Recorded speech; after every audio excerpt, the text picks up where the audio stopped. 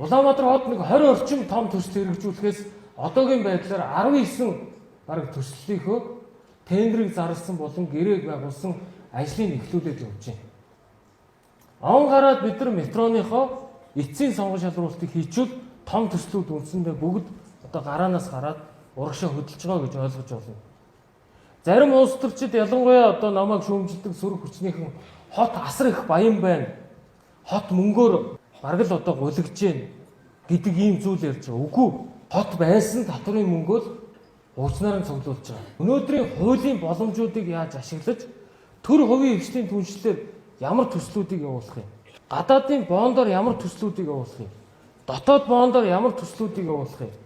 Хөрөнгөний зах зээл дээр бид нар юуг гаргах юм?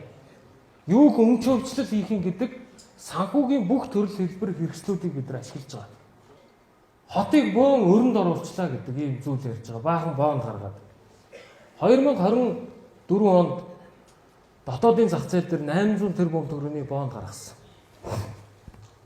Үүнийгээ 300 тэрбумыг бөөрөлжүүлэлт, 300 тэрбумыг Багнуурын станцад, 200 тэрбумыг замын санд оруулсан. 2026 онд бид нар замын санд оруулсан бүх 200 тэрбумаа өрөөд дараа дуусчих байгаа. Он гараад бид нар төлөлт хийж байна. 2027 онд бөөрөлжүүлэлтэд оруулсан бонд төлөгдөөд дуусчих байгаа. Бид төлөхгүй, бөөрөлжүүл төлж байгаа. Бид зөвхөн дамжуулан зээлийгээ дээр нь ашигын марж авч байгаа.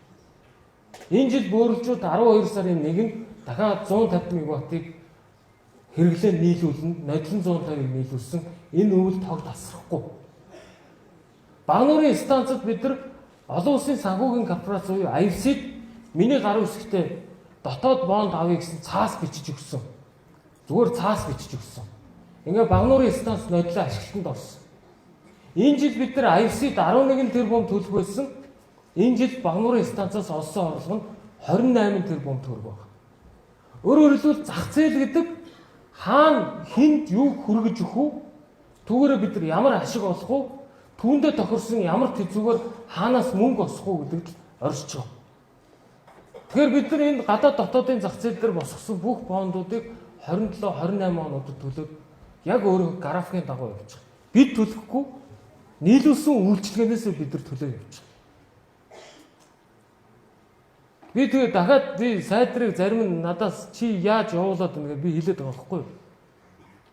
Малгай толгой гэдэг нь зөвхөн нөгөө малгай өмсөх зориулттай биш ээ. Энийг бид нар ажилуулж ямар боломжууд байгаагаа эрэлхийлэх ёстой.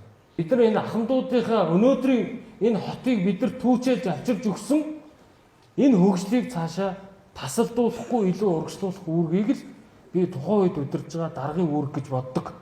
Тэрнээс биш дарга гэдэг нь улаан хэмсэндээгүүр алхах, дарга гэдэг нь хамгаалагчтай машин унж явах, дарга гэдэг нь энэ тийм тансаглагын нэр биш. Дарга гэдэг нь тухайн цаг үедээ хөгжлийг түүчэлж авч явах менежер гэж би ойлгож явдаг. Тэр агуулгаараа би яг та бүхэнтэй адилхан хувц өмсөж боломжтой цаг хугацаа болгондоо одоо хотын тулгымцсан асуудал болгонтой нүүр тулж асуудлыг шийдэхин төлөө хичээж ажиллаж байгаа шүү гэдгээ энэ салбарын хамт олон чин сэтгэлээсээ хэлж байна.